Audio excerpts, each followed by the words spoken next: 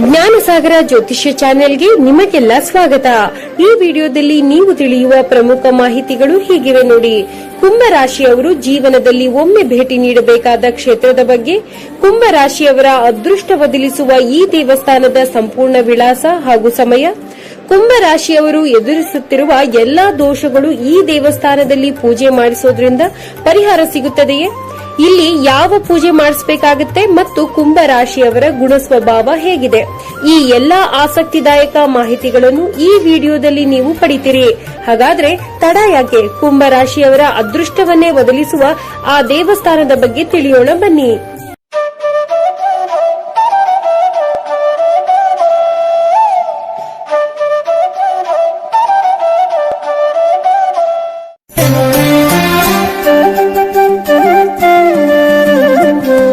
ಜ್ಯೋತಿಷ್ಯ ಶಾಸ್ತ್ರದ ಪ್ರಕಾರ 12 ರಾಶಿಗಳಲ್ಲಿ 11ನೇ ರಾಶಿಯಾದ ಕುಂಭ ರಾಶಿಯವರ ಅದೃಷ್ಟವನ್ನೇ ಬದಲಿಸುವ ದೇವಸ್ಥಾನದ ಬಗ್ಗೆ ಇಂದು ನಾವು ಮಾಹಿತಿ ನೀಡಲಿದ್ದೇವೆ.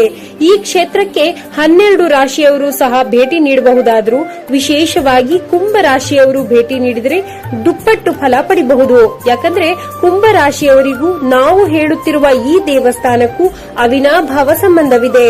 ಕುಂಭ ರಾಶಿಯವರು ಈಗಾಗಲೇ ಬಹಳನೇ ಸಮಸ್ಯೆಗಳನ್ನು ಎದುರಿಸುತ್ತಿದ್ದೀರಿ ಎಂಬುದು ನಮಗೆ ಗೊತ್ತು.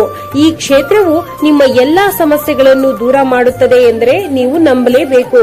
ವ್ಯಾಪಾರ ವ್ಯವಹಾರ ಸಮಸ್ಯೆ, ಮನೆಯಲ್ಲಿ ಕಿರಿಕಿರಿ, ದಂಪತಿ ಕಲಹ, ಉದ್ಯೋಗ ನಷ್ಟ, ಸಂತಾನ ಸಮಸ್ಯೆ, ಕೋರ್ಟ್ ಕಚೇರಿಯ ಸಮಸ್ಯೆ ಸೇರಿದಂತೆ ಅನೇಕ ತೊಂದರೆಗಳನ್ನು ನೀವು ಎದುರಿಸುತ್ತಿರಬಹುದು. ಇಂಥವರು ಜೀವನದಲ್ಲಿ ಒಮ್ಮೆ ಈ ದೈವಿಕ ಕ್ಷೇತ್ರಕ್ಕೆ ಭೇಟಿ ನೀಡಿ ಸರಳ ಪರಿಹಾರ ಮಾಡಿದ್ರೆ ಸಾಕು, ನಿಮಗೆ ಭವಿಷ್ಯದಲ್ಲಿ ಎದುರಾಗುವ ಎಲ್ಲಾ ಸಮಸ್ಯೆಗಳು ದೂರವಾಗುತ್ತೆ. ಅಂದಹಾಗೆ ನಾವು ಈಗಾಗಲೇ ಮೇಷರಾಶಿಯಿಂದ ಮಕರ ರಾಶಿಯವರಿಗೆ ಅದೃಷ್ಟದ ದೇವಸ್ಥಾನ ಅಥವಾ ಪರಿಹಾರ ಕ್ಷೇತ್ರಗಳ ಬಗ್ಗೆ ಮಾಹಿತಿ ನೀಡಿದ್ದೇವೆ.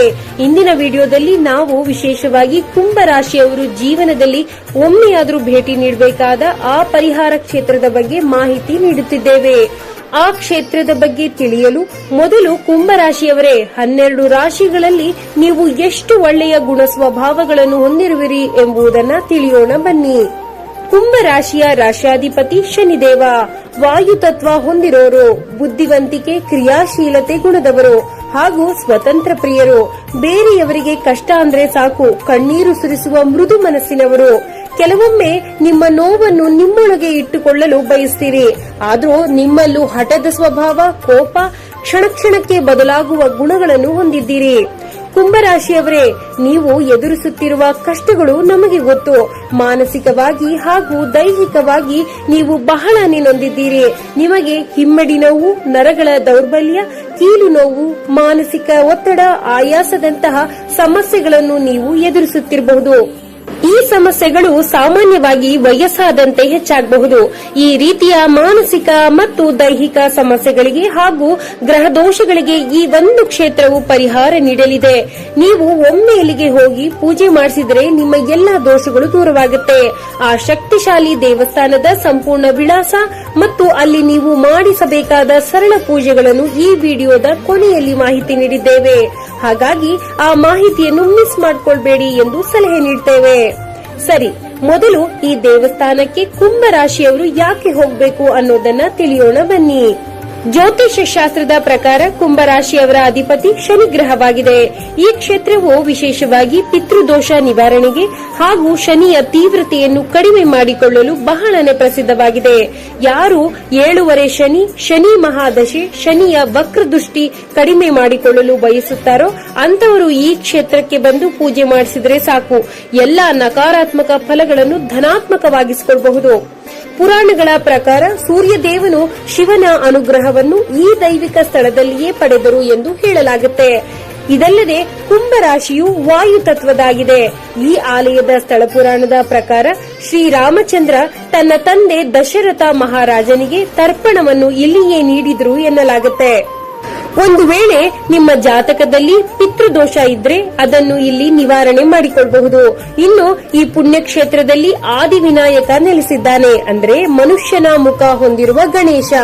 ಕುಂಭ ರಾಶಿಯವರು ಯಾವುದೇ ಹೊಸ ಉದ್ಯೋಗ, ವ್ಯಾಪಾರ ಅಥವಾ ಕ್ರಿಯೇಟಿವ್ ಕೆಲಸಗಳನ್ನು ಆರಂಭಿಸುವ ಮುನ್ನ ಈ ಆದಿ ವಿನಾಯಕನನ್ನು ಪ್ರಾರ್ಥಿಸಿದ್ರೆ ಯಾವುದೇ ವಿಘ್ನಗಳಿಲ್ಲದೆ ಅಭೂತಪೂರ್ವ ಯಶಸ್ಸು ಸಿಗುತ್ತದೆ ಎಂಬ ಬಲವಾದ ನಂಬಿಕೆ ಇದೆ.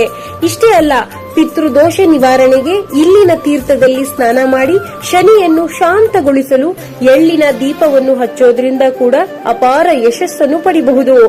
ಈ ದೇವಸ್ಥಾನದ ಬಗೆಗಿರುವ ಆಸಕ್ತಿದಾಯಕ ಸ್ಥಳ ಪುರಾಣದ ಬಗ್ಗೆ ಮೊದಲು ತಿಳಿಯೋಣ. ಒಂದು ಪುರಾಣ ಕಥೆಯ ಪ್ರಕಾರ ಈ ದೇವಸ್ಥಾನವಿರುವ ಪ್ರದೇಶದಲ್ಲಿ ದಟ್ಟವಾದ ಅರಣ್ಯವಿತ್ತು. ಇಲ್ಲಿ ಶಿವನನ್ನು ಕುರಿತು ಋಷಿಮುನಿಗಳು ಘೋರವಾದ ತಪಸ್ಸನ್ನು ಮಾಡ್ತಿದ್ರು. ಶಿವನು ಅವರ ತಪಸ್ಸಿಗೆ ಮೆಚ್ಚಿ ಇಲ್ಲಿಯೇ ಲಿಂಗ ರೂಪದಲ್ಲಿ ನೆಲೆಸಿದ್ರು. ಆಗ ದೇವತೆಗಳು, ಋಷಿಗಳು ಲಿಂಗಕ್ಕೆ ತಿಲಕವನ್ನು ಇಟ್ಟು ಪೂಜಿಸಿದ್ರು. ಹಾಗಾಗಿ ಈ ಸ್ವಾಮಿಯನ್ನು ತಿಲಕೇಶ್ವರರ್ ಎಂದು ಕರೆಯಲಾಯಿತು. ಮತ್ತೊಂದು ಕಥೆಯ ಪ್ರಕಾರ ಶ್ರೀರಾಮಚಂದ್ರನು ಬ್ರಹ್ಮಹತ್ಯಾ ದೋಷವನ್ನು ನಿವಾರಣೆ ಮಾಡಿಕೊಳ್ಳಲು ಇಲ್ಲಿ ಶಿವಲಿಂಗವನ್ನು ಸ್ಥಾಪಿಸಿ ಅತ್ಯಂತ ಭಕ್ತಿ ಶ್ರದ್ಧೆಯಿಂದ ತಿಲಕವನ್ನು ಇಟ್ಟು ಪೂಜಿಸಿದ್ರು. ಈ ಕಾರಣದಿಂದಲೇ ಇಲ್ಲಿನ ಶಿವಲಿಂಗಕ್ಕೆ ತಿಲಕೇಶ್ವರರ್ ಎಂಬ ಹೆಸರು ಬಂದಿದೆ ಎನ್ನಲಾಗುತ್ತೆ. ಒಟ್ಟಾರೆ ಈ ತಿಲಕೇಶ್ವರರ್ನನ್ನು ದರ್ಶನ ಮಾಡೋದ್ರಿಂದ ಮನಸ್ಸಿನ ಕಲ್ಮಶ ದೂರವಾಗಿ ಸಕಲ ಪಾಪಗಳು ನಿವಾರಣೆಯಾಗುತ್ತೆ ಎಂದು ನಂಬಲಾಗುತ್ತೆ. ಅಂದ ಹಾಗೆ ಈ ದೇವಸ್ಥಾನ ಯಾವುದು ಅಂತ ಕಾಯ್ತಾ ಇದ್ದೀರಾ? ಆ ದೇವಸ್ಥಾನ ಮತ್ಯಾವುದೂ ಅಲ್ಲ, ತಮಿಳುನಾಡಿನ ತಿಲಕೇಶ್ವರರ್ ದೇವಾಲಯ.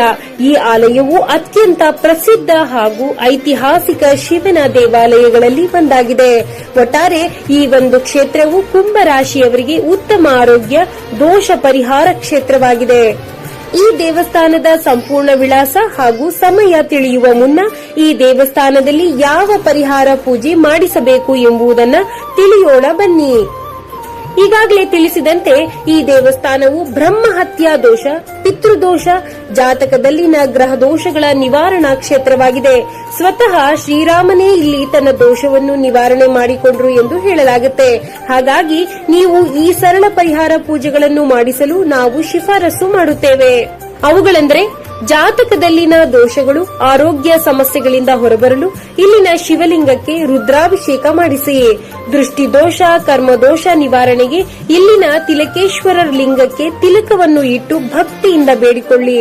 ಪಿತೃದೋಷ, ಬ್ರಹ್ಮಹತ್ಯಾ ದೋಷ ನಿವಾರಣೆಗೆ ಸಂಕಲ್ಪ ಪೂಜೆ ಮತ್ತು ಶಾಂತಿ ಹೋಮ ಮಾಡಿಸಿ. ಶನಿದೋಷ ನಿವಾರಣೆಗೆ ತೈಲಾಭಿಷೇಕ ಮಾಡಿಸಿ. ಮನುಷ್ಯ ಮುಖದ ಗಣೇಶನಿಗೆ ಜೇನುತುಪ್ಪದಿಂದ ಅಭಿಷೇಕ ಮಾಡಿಸಿ. ಇದರಿಂದ ಮಕ್ಕಳ ವಿದ್ಯಾಭ್ಯಾಸ ಮತ್ತು ಕುಂಭ ರಾಶಿಯವರ ಉದ್ಯೋಗದ ಪ್ರಗತಿಯಾಗುತ್ತೆ. ಇನ್ನು ಈ ದೇವಸ್ಥಾನದ ಸಂಪೂರ್ಣ ವಿಳಾಸ ಹೀಗಿದೆ ನೋಡಿ.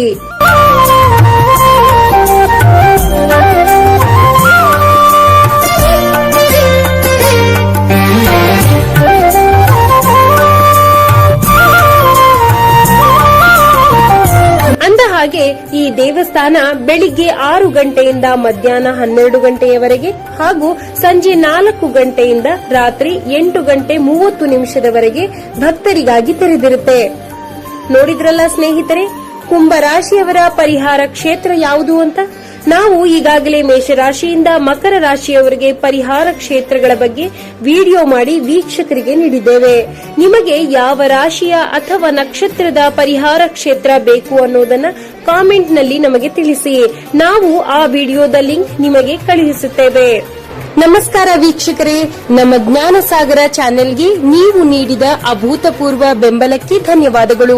ಇದೀಗ ನಮ್ಮ ಸನಾತನ ಧರ್ಮದ ಹಿರಿಮೆ, ನಿಗೂಢ ದೇವಸ್ಥಾನಗಳ ರಹಸ್ಯಗಳು, ಹಿಂದೂ ಪುರಾಣದ ರೋಚಕ ಕಥೆಗಳು ಮತ್ತು ಪೂಜಾ ವಿಧಾನಗಳ ನಿಖರ ಮಾಹಿತಿಯನ್ನು ನಿಮಗಾಗಿ ಹೊತ್ತು ತರುತ್ತಿದೆ ನಮ್ಮ ಹೊಸ ಯೂಟ್ಯೂಬ್ ಚಾನೆಲ್ ಜ್ಞಾನ ಮಾರ್ಗ. ಜ್ಞಾನ ಸಾಗರವನ್ನು ಹೇಗೆ ಹರಿಸಿದರೋ ಅದೇ ರೀತಿ ನಮ್ಮ ಈ ಹೊಸ ಭಕ್ತಿ ಯಾತ್ರೆಗೂ ನಿಮ್ಮ ಪ್ರೀತಿ, ಬೆಂಬಲ ಮತ್ತು ಆಶೀರ್ವಾದ ಇರಲಿ ಎಂದು ಆಶಿಸುತ್ತೇವೆ. ನಮ್ಮ ಹೊಸ ಚಾನೆಲ್ನ ಲಿಂಕ್ ಅನ್ನು ಕೆಳಗಿನ ಕಾಮೆಂಟ್ ಬಾಕ್ಸ್ ನಲ್ಲಿ ನೀಡಿದ್ದೇವೆ. ಲಿಂಕ್ ಕ್ಲಿಕ್ ಮಾಡಿ ಈಗಲೇ ಸಬ್ಸ್ಕ್ರೈಬ್ ಆಗಿ ಹಾಗೂ ಬೆಂಬಲಿಸಿ. ಧನ್ಯವಾದಗಳು. ವಿಡಿಯೋ ನೋಡಿದ್ದಕ್ಕೆ ಧನ್ಯವಾದಗಳು. ದಯವಿಟ್ಟು ಹೆಚ್ಚಿನ ವಿಡಿಯೋಗಳನ್ನು ನೋಡಲು ಸಬ್ಸ್ಕ್ರೈಬ್, ಲೈಕ್, ಕಾಮೆಂಟ್ ಮಾಡಿ. ಮತ್ತು ನಿಮಗೆ ಇಂತಹ ವಿಡಿಯೋ ಇಷ್ಟವಾದರೆ ದಯವಿಟ್ಟು ನಿಮ್ಮ ಫ್ಯಾಮಿಲಿ ಮತ್ತು ಫ್ರೆಂಡ್ಸ್ ಜೊತೆ ಹಂಚಿಕೊಳ್ಳಿ. ಧನ್ಯವಾದಗಳು.